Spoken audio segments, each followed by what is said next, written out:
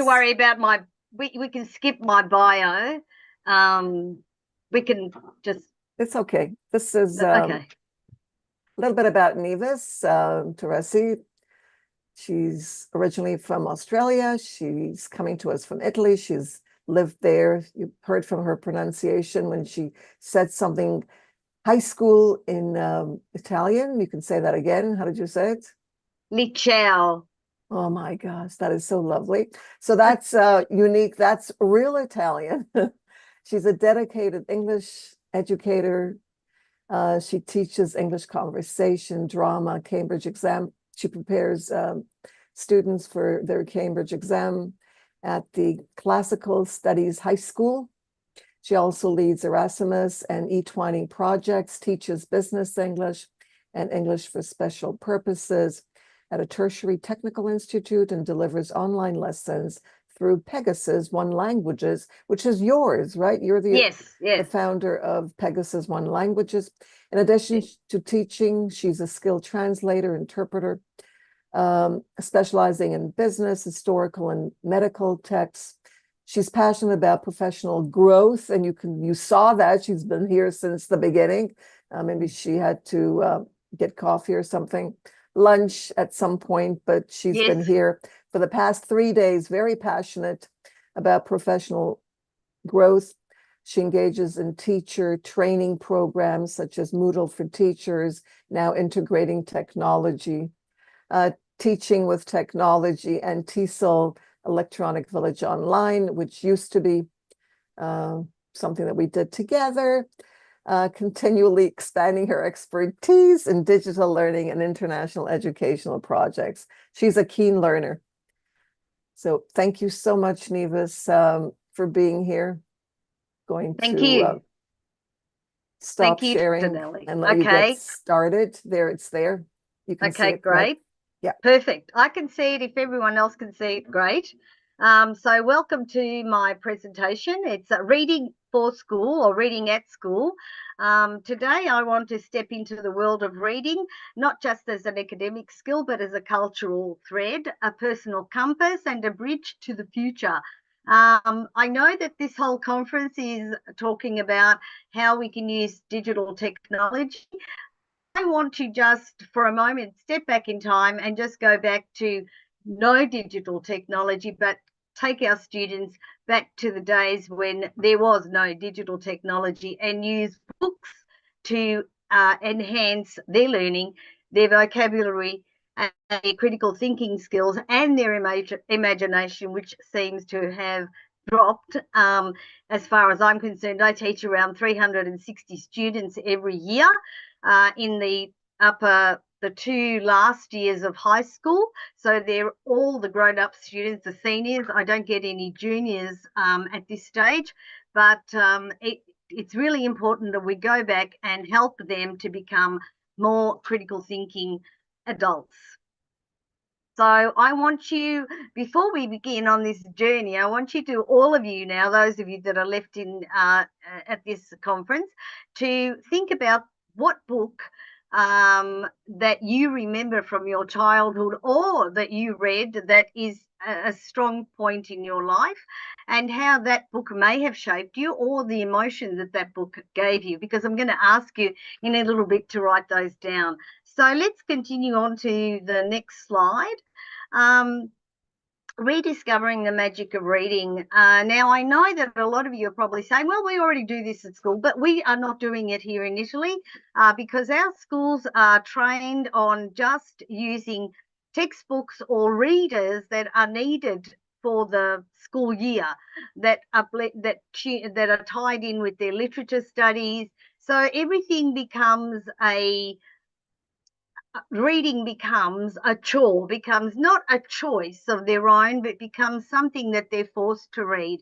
Now, I think reading needs to be done not only in the first language, but needs to be done in the second, third, and fourth languages. I teach at a linguistic school that most of the linguistic students study 3 languages plus their native language.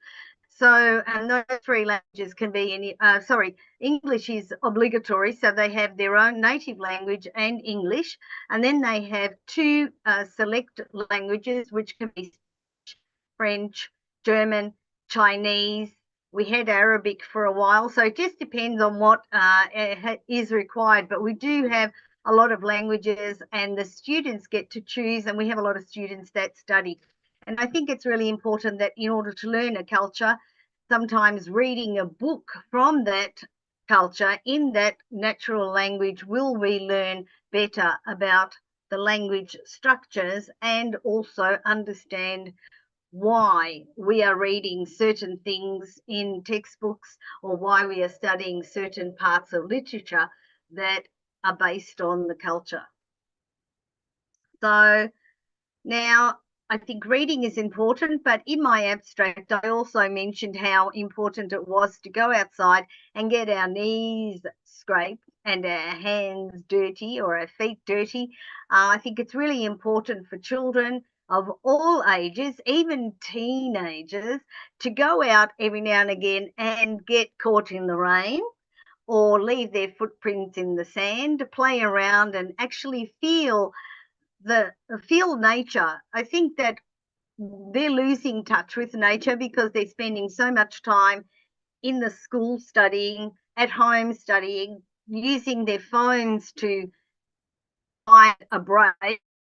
The phones are not really teaching them, or their phones and all the social media, not really about teaching them how to be adults. It's just looking at how everyone else their age is living their lives, and sometimes it's bad and sometimes they shouldn't be looking at it. In Italy now, from September, we won't have any smartphones to be used at school at all high schools. So from basic elementary all the way up to high schools, only university.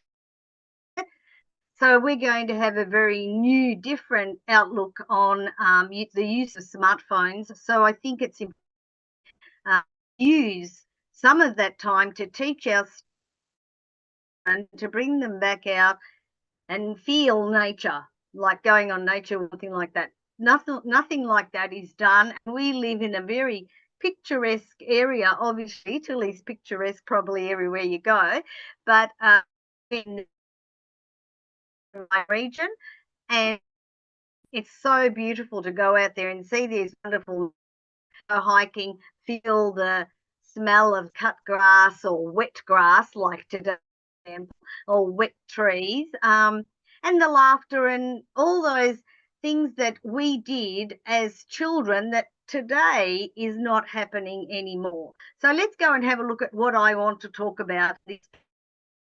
So let's go to traditional versus digital. Print reading offers the tactile touch. Like I've heard this before of other people, when a book sort of has a smell that you can't find in a digital reproduction. So that being able to hold a book, whether it's a soft cover, a hard cover, and then turn the pages, actually involves you to be focused more than normal, whereas digital formats, although provide other things which we'll talk about later, don't give you the same effect. Now, children that have grown up on a tablet, for example, or a smartphone don't understand this. So we need to develop this feeling in them, because I think we need them to be able to use their imagination, because it's an important element of learning how to speak. So creating a reading culture is important, because it's not just about reading and that culture of reading, but it's also understanding that we can learn about cultures through reading. And the only way that we will change the mentality of our future generations is by allowing them to read about other cultures and understand how those cultures think, and therefore their language is shaped. The same goes for English, for Italian, for French, German, Spanish, Chinese, Japanese, Arabic. I can't think of any other languages at the moment, but there are millions out there. So Russian, Ukrainian, whatever. We need to be able to understand that each language has a structure based on their culture. And we can only do that by understanding their culture, and not just by watching a video, not just by someone telling us about it. We need to be involved in it. So teachers would say to me, okay, if you want me to spend an hour, give my class an hour to read every week, what will I be doing? I'll be doing nothing. I'll be wasting my time doing nothing. Well, I don't think so. I think in this point, the teacher needs to become the reading facilitator, and I'll explain a little bit more in the following slides as we get to it. So reading matters because it's beyond decoding words. It transforms the reading, and our minds become transformed, our hearts, our communities, and we recreate that creative spark. Because when we're reading, we have to imagine. We can't see it. There's no image in the book. So we have to start, the words put together will create that image in our head. And that is how important it is to learn to communicate as well, that when you are communicating to someone, you have to help them build an image so that they can stay focused on what you're talking about. And that is what reading gives you. We don't get it from watching television. We don't get it from watching YouTube videos, or we don't get it from just listening to other people. We get it from experiencing it firsthand. So there are many reasons, and there are many more reasons why reading matters, but I'm going to focus on the cognitive, emotional benefits, social and cultural benefits, and how it can promote imagination and creativity and improve their language structures. So let's go on to understanding how reading at school can do all this. So my focal points are cognitive and emotional benefits. Cognitive benefits: by reading every day or every week, the mind grows stronger. Our connections, I think Dr. Ramesh was talking about that yesterday, our synapses become stronger by making connections and improving memory. So it introduces new words, ideas in simple and clear manners, sometimes in a more complex manner. And that's okay, because we want to be able to allow the students to understand that even complex styles of writing by the authors are important to understand how they can decode it as they go along. So as the reader follows the story and studies along the way the facts, their brain practices. Am I still here? Yeah, am I still with you guys? Hello, anyone out there? Yes, I seem to be still here, but I'm not sure. Dr. Nellie?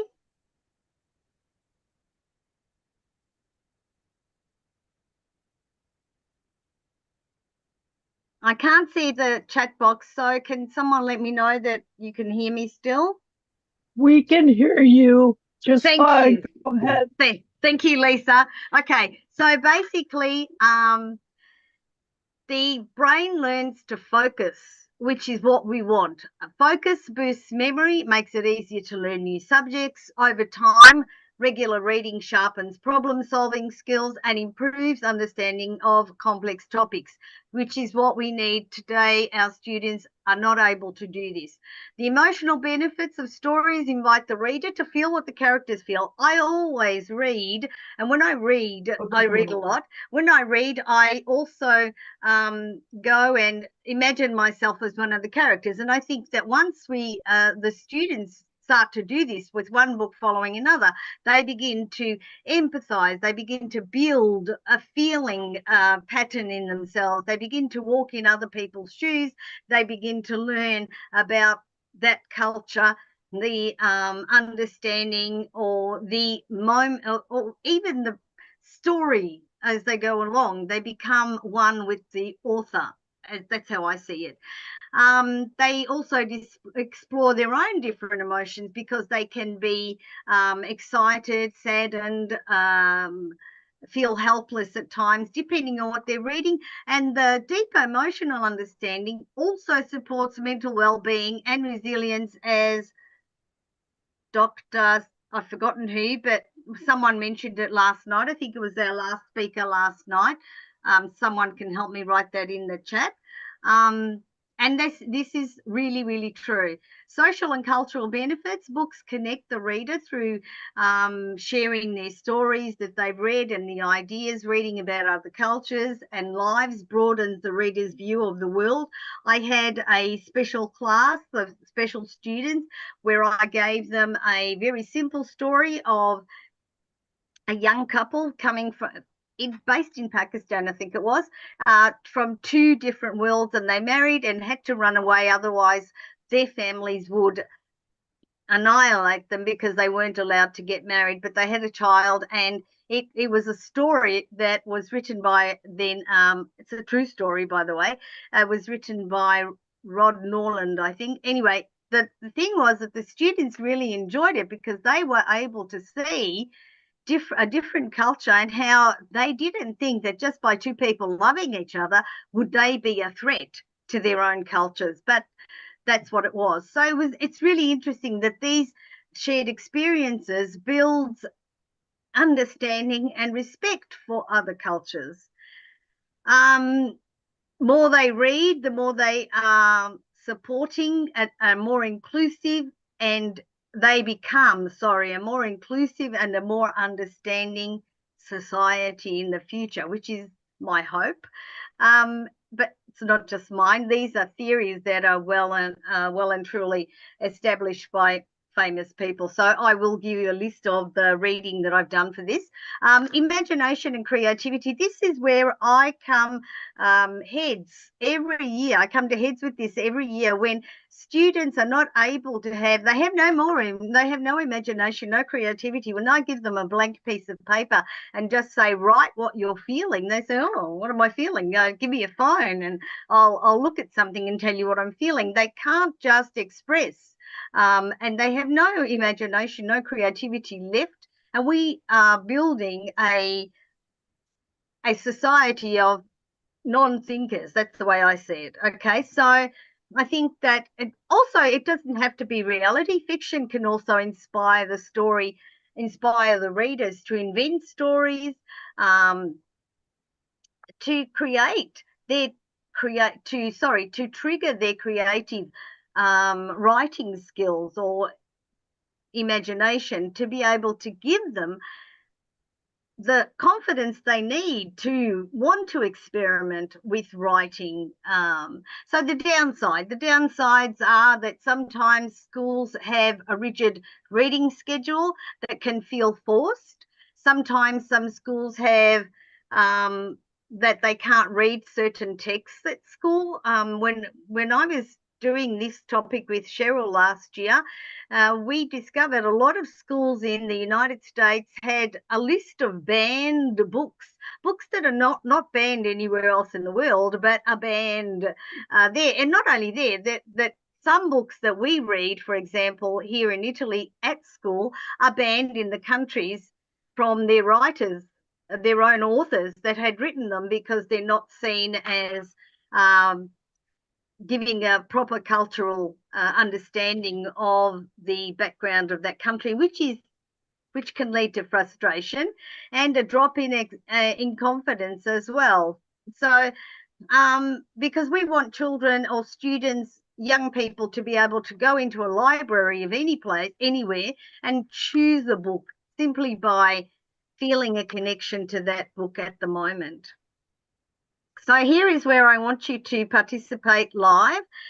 There are two questions on a Mentimeter, 2 slides. The first one will ask you to write down a book, the title of a book that transported you into another world as a child. So it could be anything. And then what memory does it evoke? For example, coming to mind now, I thought of Anne of Green Gables, that was given to me when I was about 7 or 8 years old. And I remember that when I was reading it, I felt this sense of running wild in the hills and the pastures of Anne of Green Gables. So what I'd like you to do is you can either use the code, go to menti.com and just use the 1950587 code, or use the what's the name? I think I have the link here that I can't put it in the chat because I can't see the chat. But anyway, or you can use your phones. They're two very easy. I'll get the link for them. I can do Thank that you. from my Thank you. phone. Wow, thank you. Okay, Yeah. so I'm going to go on to the next page where I have results embedded, so I don't have to go out of another screen. So as soon as you start writing, it's anonymous, so you don't have to write your name. If you want, you can. But as you begin to write, so oh great, the Nancy Drew stories, the Pollyanna stories, lovely. There's the link. It's in the chat. Great. So and then you can put more than one, you can put up to 3.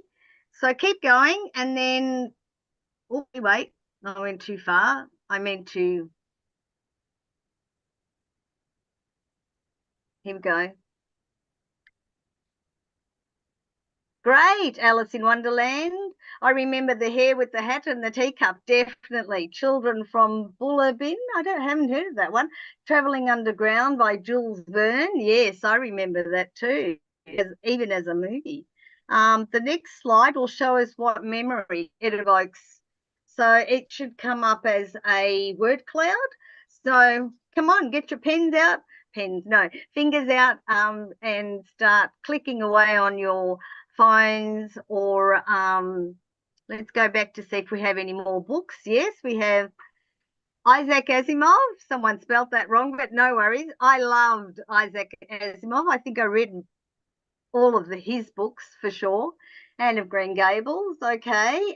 You can go on to the next one if you don't want to write more than one book. Just go on to the memories it evokes: happiness, sadness, freedom, I don't know, playfulness, fun.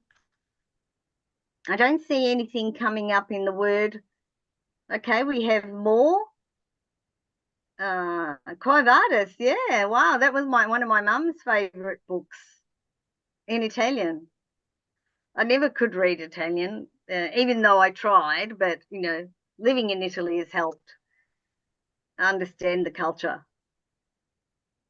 Okay, so I can't see the word cloud. What we'll do is I'll just leave that. Let's go forward. Because I can see time moving along. So I'll leave you to work on the Menti, and then we'll go back to it and see how it's coming up. Traditional versus digital reading. So on the traditional side, we have that traditional reading can be defined by tangible sensory engagement. What I said before, the smell of the pages, the cover, the tactile, where students can physically hold and flip the pages, and it has no power source, so you can do it anywhere. You don't, the readers can take handwritten notes directly in the margins. I don't do this because I was brought up differently, but nowadays I notice many people that buy books actually write in the margins or write up the top, or put a little corner, a doggy corner in the page to remind them with something that was really exciting that they want to go back to, or important to the logic of the text. So while they are encountering a minimal interactivity with the book, because the book doesn't, it's not, there's no sounds in it, there are no pictures, there's nothing that draws them away to look elsewhere. They're actually 100% focused on the book.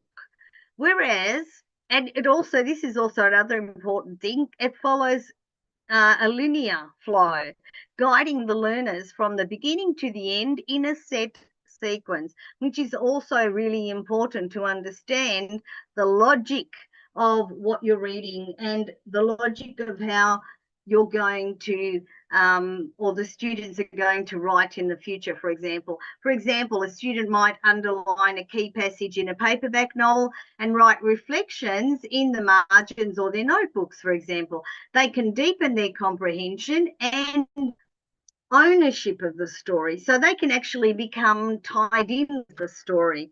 I just realised I'm using my hands a lot, but you can't see it. I feel strange talking to the PC. Anyway, let's continue. Digital reading offers adjustable font sizes, which are great that for diverse visual needs, and you can have hyperlinked navigation paths where readers can jump between definitions, footnotes, or related content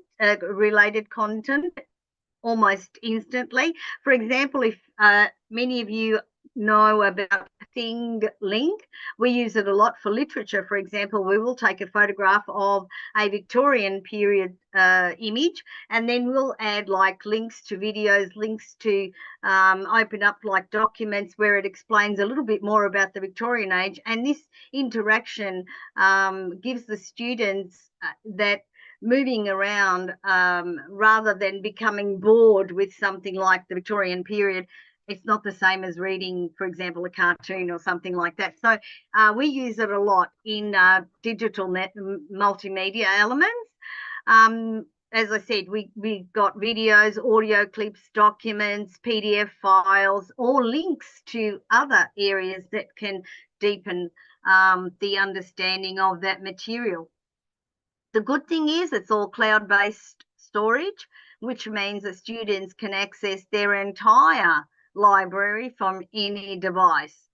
But the online environment does carry the distraction risk, the risk of distractions with clickbait or notifications popping up, or if you have your well, we have WhatsApp at a certain age, but the younger people, might have WhatsApp, or they have their Instagram profiles that will be popping up saying, oh, there's a new video, or there's something, or there's a message from a friend, and they'll get distracted, and that can happen. So that's why the digital is a problem. I'm not saying that they shouldn't use the digital. I think it's really important in certain areas of study, but I think we need to teach them to go back to reading, the element of reading and touching a book with your hands and getting involved with the characters in the book.